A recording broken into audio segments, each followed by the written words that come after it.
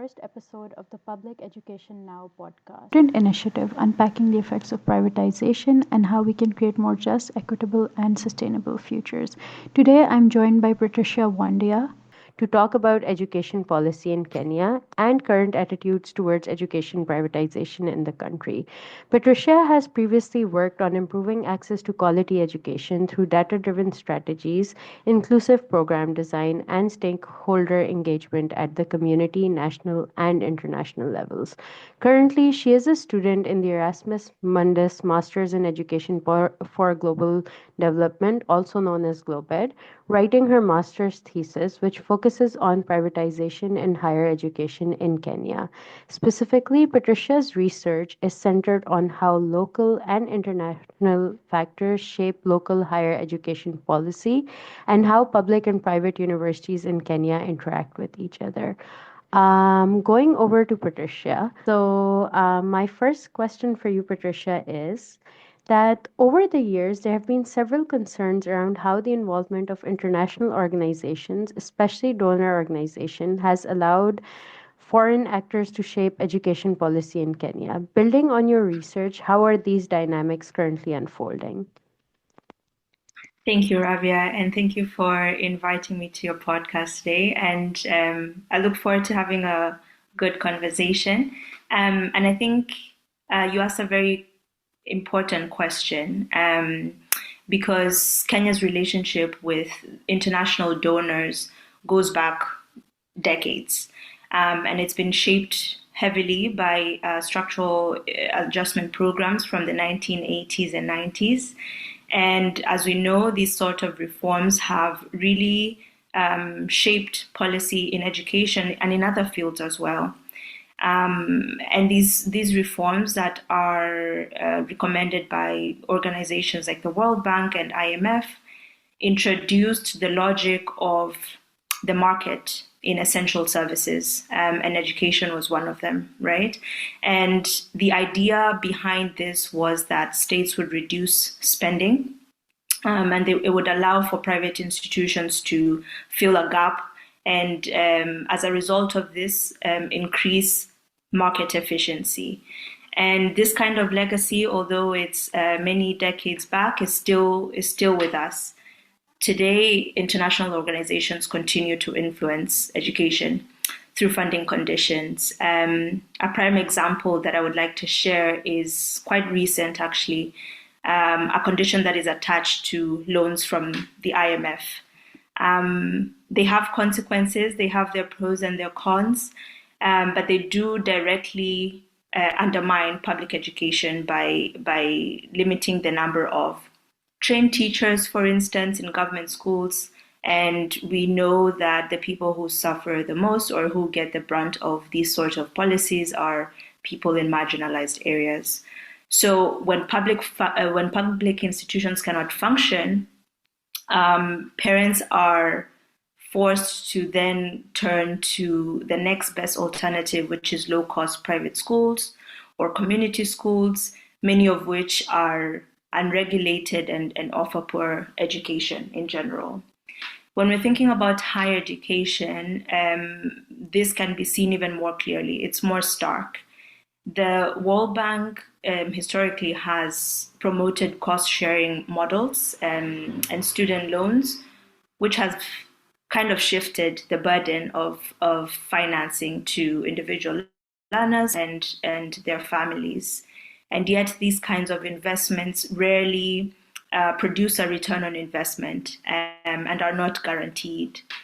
So it becomes quite a heavy lift for parents who need to look for other alternatives because public institutions are not functioning properly. On the other hand, private universities are expanding rapidly. Some of them even offering lower tuition than public institutions, which creates sort of this incentive for young people and people who are looking to further their education to shift to finding private solutions, right? And this is all because people are feeling that the government is taking a step back, and so we need to take back the control of education and give our children the most better possibilities, right? And so that kind of dynamic creates a system where the state is essentially retreating from its constitutional responsibility, and that retreat can be traced to donors being, recommending policies that structure policies in that way, and they're also quite heavily driven by neoliberal ideology. Right. And I think that points towards quite a bit of a divergence between what our local educational needs and what international priorities are, because there's a stark difference between the two. And I think over time that gap is widening quite a bit. And I think that says a lot towards like the sustainability of these policies as well in terms of just their implementation on the ground. Building on that, as part of your research, what are some of the current local attitudes towards the increasing privatization of education in Kenya? And I know you kind of touched upon this a bit with how you talked about like, parents are responding to it. But what about other stakeholders, for example, maybe teachers, school administrators, policymakers? Like, is there a pushback within Kenya from policymakers as well, or are they more on board with these kind of policies? Yeah, that's a good question. I think in general the effects or the perception of privatization is different depending on where you sit. In Kenya, I'm going to speak about policymakers first because I think there's a very interesting dynamic that has become more apparent in the recent years, which is that policymakers will often speak in the language of reform and efficiency, right?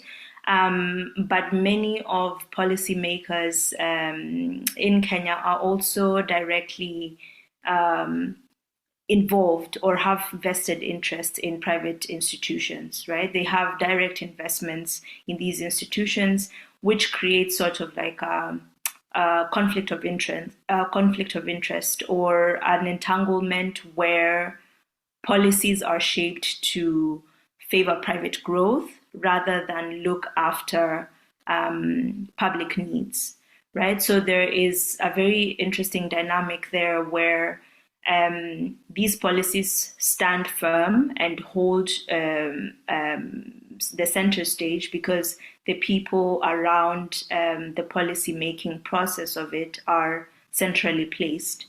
So I think that's a very interesting thing to think about because it really does affect what policies are adopted and what kinds of policies are implemented, and the distinction of interests, I think, needs to be revisited or revised, right?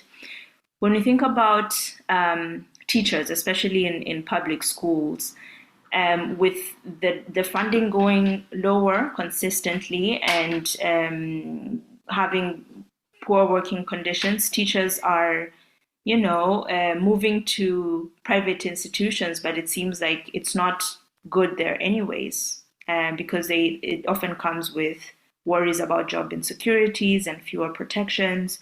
So it really depends from where you're sitting as a teacher. But of course, there are concerns about professional development, whether you're in a public institution or in a private institution, and what kinds of benefits lie ahead of you, depending on which kinds of schools you end up teaching at.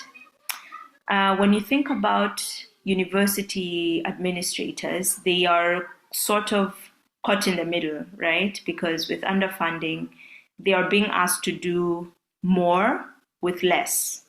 And they are shifting priorities from academic planning or research and focusing more efforts on fundraising or introducing market-driven programs and partnerships just to stay afloat and to ensure that they are delivering delivering qualities. I think students and families, we can say, are on the same boat because I think they feel the pressure most directly. They're being asked more and more to contribute to their higher education, even sometimes in public institutions, in public universities. And at the same time, the job market does not have enough room, right? What we spoke about, returns of investment, is not guaranteed. Once you have gone through your university education, you might graduate and find that there is no work after. So they're caught in between this fight in policy and implementation, where they're constantly being asked to contribute more and more.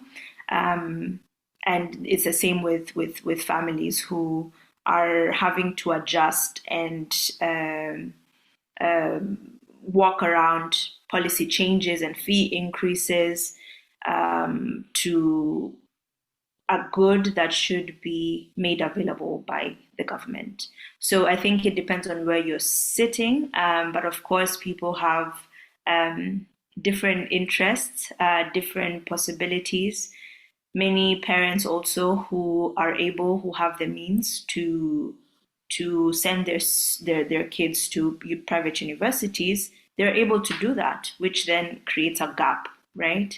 So it really depends on where you sit in that conversation because it affects every group of people quite uniquely. Absolutely. And I was just curious. So, at especially like the higher education level, do you feel there any there's been some pushback from student organizations or other civil society or grassroots organizations against this kind of privatization, especially at the higher education level?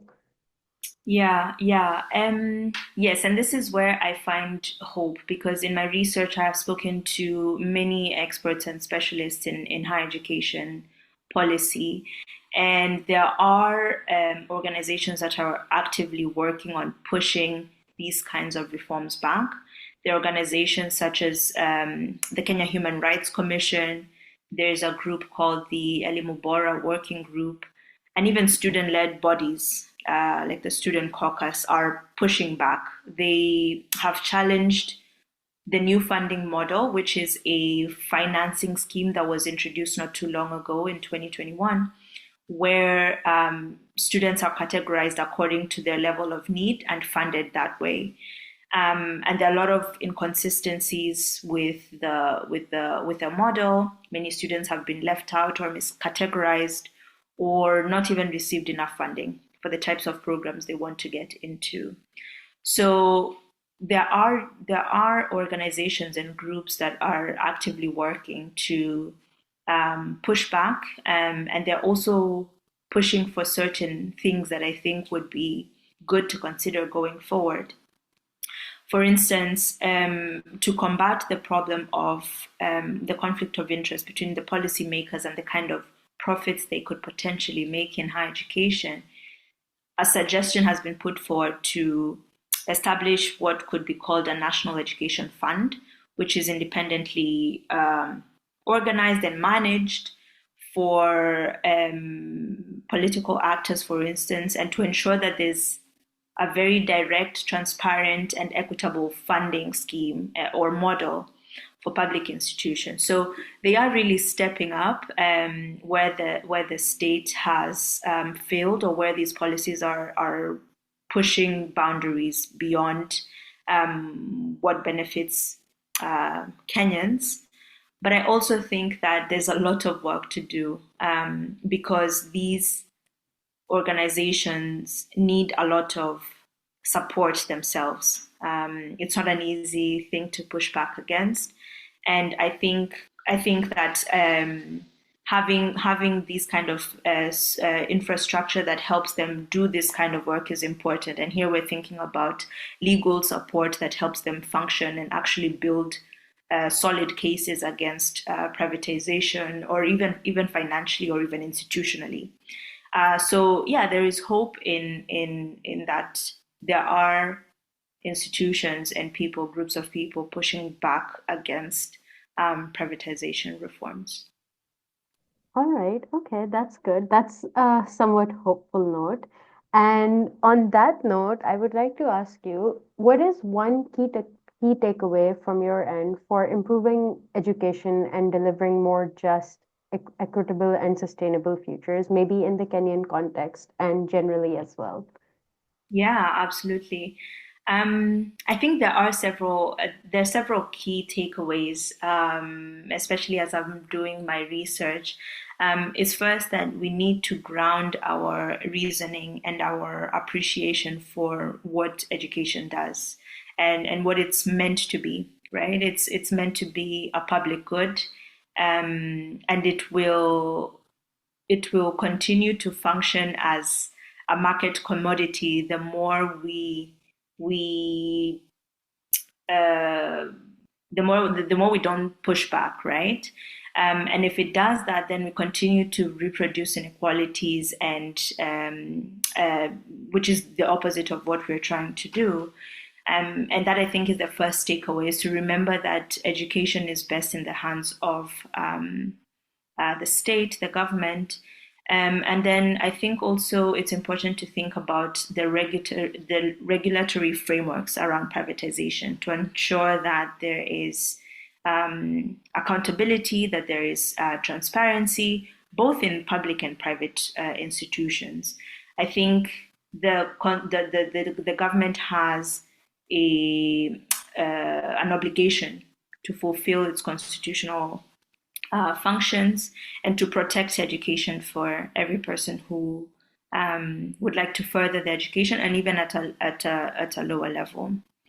The third, I think, and will be the last, although I do have a few, I think it's important that this distinction of people making policies and those profiting from it is made, because at the end of the day, these private institutions have offered choice, they have offered opportunity, although if they're not well regulated and if they're in the hands of people who benefit the most from them, then they're not doing us any good.